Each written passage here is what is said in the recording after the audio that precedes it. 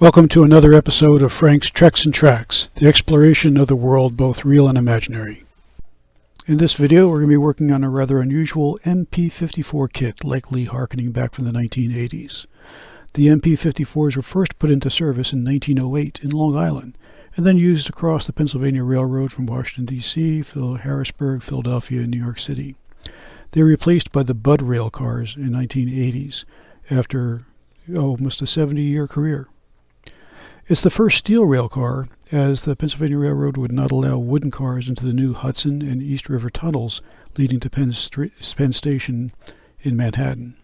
At roughly 65 foot, the total horsepower was between 400 and 740 horsepower, and many were originally built as unpowered cars pulled by conventional motive power, and then retrofitted at the PRR Altoona shops for self-powered configuration. Altoona also built several of these for other railroads. The model has a basswood top, stamped metal sides, and Tenshodo powered trucks. Coming to the bench unoperational, the unit was cleaned and lubed, and on further inspection we found a cracked gear which slid off the axle. In order to make the repair, the knurls at the center of the axle, where the gear normally sat, were sanded smooth. A drop of CA was applied to that spot, and the gear slid back onto the location. The first run was pretty rocky, but as the frame required further modification for clearance for one of the trucks. Afterwards, the ride was smoother, so let's follow it around and see how it performs.